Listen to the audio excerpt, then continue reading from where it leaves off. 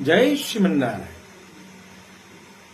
हम सभी प्रस्तुत हैं एक बहुत ही सुंदर आवश्यक विषय के साथ कि वैष्णवों का जीवन कैसा हो, उनकी दैनंदिनी कैसी हो और किस प्रकार से वो प्रतिदिन जिए जिससे कि भगवान को अच्छे तरीके से प्रसन्न किया जा सके। इससे पहले कि हम इस वीडियो में प्रवेश करें, आप सभी से निवेदन, फेसबुक, इंस्टाग्राम, यूट्यूब, जहां कहीं भी आप इस वीडियो को देख रहे हो, हमें फॉलो करना, सब्सक्राइब करना बिल्कुल न भूलें और अपने बहुमूल्य कमेंट से अपने विचार हमें जरूर प्रस्तुत करें। यह वीडियो आपको अच्छी लगे तो इसे जरूर अपने सभी इष्ट मित्रों को शेयर करें, जिससे कि सनातन धर्म की रक्षा करने के लिए बनाए हुए इस वीडियो से ज्यादा लोग लाभान्वित हो सकें। आइए हम सभी अब इस विषय में प्रवेश करें। इससे पूर्व में समस्त वैष्णवों के श्री चरणों में यह दास प्रणाम करना चाहता है। आप भी हमारे साथ उन सभी वैष्णवों को प्रणाम करें।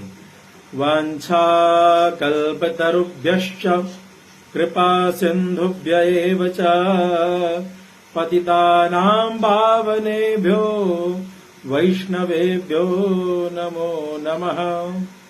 समस्त वैष्णवों के श्री चरणों में कोटि कोटि नमन। आप सबने अपने कठोर साधना अनुसंधान के बल पर कलयुग में रहने वाले हम पामर जीव, हम जड़ जीव, हम शास्त्र में अवगाहन न करने के सामर्थ्य वाले लोगों, भक्तों के जीवन को सरलता के साथ व्यतीत करने का मार्ग बताया और उस मार्ग के बल पर हम परम धाम की यात्रा कर सकें, ऐसा आपने अनुसंधान करके हम सब के लिए प्रस्तुत किया है। ऐसे वैष्णवों के श्री चरणों में बारंबार नमन। तो आइए विद्वान क्या कहते हैं, इसे समझने की चेष्टा करें। वैष्णवों ने अपनी उपासना को करने का विधान क्या होना चाहिए। वैष्णवों की उपासना करने के लिए समस्त कालखंड को 5 भागों में बांटा गया। प्रातः काल, संगम काल, मध्याह्न काल, अपराह्न काल और सायाह्न काल।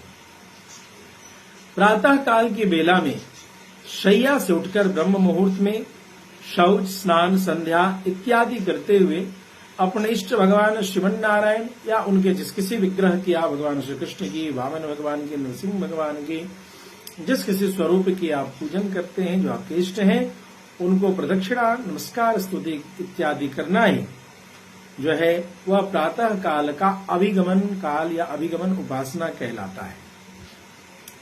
संगम काल, संध्या उपासना आदि करने के बाद सूर्योदय के पश्चात जो काल है उसे संगम काल कहते हैं।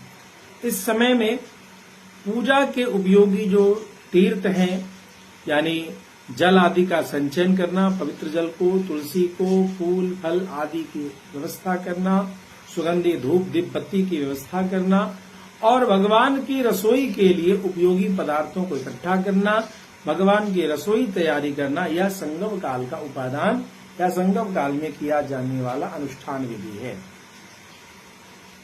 तीसरा काल जो उपासना का वो मध्याह्न काल है। मध्याह्न काल में पुनः स्नान करके संध्या आदि जप तप, गायत्री ब्रह्म गायत्री आदि का जप करना, गुरु मंत्र का जप करने के पश्चात भगवान की विधिवत पूजन करना, अतिथि सत्कार, जो आए हुए अतिथि वैष्णव हैं, संत हैं, उनकी सेवा, पूजन, भोजन आदि उनको प्रदान करना और स्वयं भी उनसे बचा हुआ भोजन आदि प्राप्त करना, यह मध्याह्न काल की उपासना बताई है। चौथा काल है उपासना के आधार पर विभाजित, जिसका नाम है अपराह्न काल, अर्थात दोपहर के भगवान को विश्राम करने के पश्चात क्या कराना चाहिए। जब भगवान को शयन करा देते हैं तत्पश्चात क्या करना चाहिए। आधुनिक जीवन शैली में हम क्या करते हैं, तत्पश्चात हम लंबी गहरी नींद में चली जाती है। ऐसा नहीं करना चाहिए। अपराह्न काल में सदग्रंथों का अभ्यास, जो शास्त्र है, जो आचार्य परंपरा, गुरु परंपरा के द्वारा उपदिष्ट जो ग्रंथ हैं, उनका अभ्यास दोपहर में ही करना चाहिए। प्रवचन आपने देखा होगा, भागवत कथा, राम कथा आदि का सभी का समय लगभग दोपहर 2 या 3 बजे से 6-7 बजे तक यही समय रहता है। यही अपराह्न काल की जो उपासना है उसकी विधि है। उस समय प्रवचन करना, शास्त्रों का मनन चिंतन करके यदि कोई लेख करने की बात हो तो वह इस दोपहर के काल में जरूर करना चाहिए। पांचवी कालिक उपासना है जिसका नाम है सायाह्न काल, सायंकालीन उपासना। सायंकाल की जो त्रिकाल संध्या का जो समय है उसमें स्नान करना, सायंकालीन संध्या करना, ब्रह्म गायत्री का जप, गुरु मंत्र का जप, पूजा भोजन इत्यादि करने के पश्चात भगवान की सायंकालीन जो आरती सभी मंदिरों में भी करते हैं, घर में भी करते हैं, यह धूप दीप करना, तत्पश्चात भगवान को भोग राग लगा करके प्रसाद पाना और इसके बाद एकांत में बैठ करके इंद्रियों को बाह्य विषय से रोककर भगवान के दिव्य मंगल विग्रह का ध्यान करना, जिसे योग कहते हैं, यह सायंकाल में करना चाहिए। आधुनिक जीवन शैली में यह सायंकाल भी जो है विपरीत दिशा में जा रहा है। लेट नाइट पार्टी में जाना, मोबाइल पर रातों रात बैठ करके रातों भर कई प्रकार के गेम और व्यर्थ की चीजों का अवलोकन करना, यह वैष्णवों के जीवन में उनकी उपासना में विघ्नकारक है। अर्थात सायंकाल सूर्यास्त के पश्चात भोजन आदि से निवृत्त होने के पश्चात पुनः भगवान के विग्रह गुण कथा आदि का चिंतन करते हुए ही, समय व्यतीत करते हुए अपनी रात्रि विश्राम करने के लिए प्रस्तुत हो जाना चाहिए।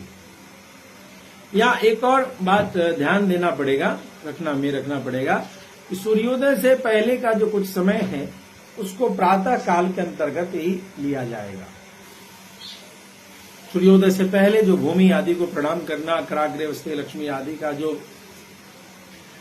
विधान है, इन सभी चीजों की जो कर्तव्य हैं, प्रक्रियाएं हैं, इनको जो हम करते हैं जब आसमान में, आकाश नवमंडल में तारे विद्यमान रहते हैं, उसको प्रातः काल के अंतर्गत ही लेना चाहिए, प्रातः कालिक उपासना के अंतर्गत ही लेना चाहिए। और सायंकाल सूर्यास्त के पश्चात जो कुछ समय कालखंड है जो व्यतीत करते हैं भगवत उपासना चिंतन में, इसे सायाह्न कालिक उपासना के अंतर्गत ही लेना चाहिए। इसी तरह से पांचकालिक पारायण, पंचकाल पारायण वैष्णव इन्हें कहते हैं। पंचकाल पारायण भक्तों के योगक्षेम का निर्वहन भगवान श्री रंगनाथ, भगवान श्री लक्ष्मी वेंकटेश, भगवान श्रीमन नारायण स्वतः करते रहते हैं। ऐसे ही पंचकालिक उपासकों के लिए गीता जी में भगवान ने उपदेश किया है, अरण्या चिंतयन्तो मां जना पर्युपासते तेषां नित्याभियुक्तानां योगक्षेमं वहाम्यहम्। ये जो नित्य अभियुक्त हो करके अरण्य भाव से, अर्थात सूर्योदय जब से निद्रा खुली और सायाह्न अर्थात जब निद्रा में प्रवेश किए, उन समस्त पांचकालिक उपासना के अंतर्गत भगवान के लिए ही जीवन के प्रतिपल को व्यतीत करना, यहाँ तक कि जो भोजन भी करते हैं भगवान के लिए ही करना, इस भाव से जो जीवन व्यतीत करते हैं, भगवान ने गीता जी में भी कहा है कि मैं उनके योगक्षेम की चिंता करता हूँ, तपस्या करता हूँ।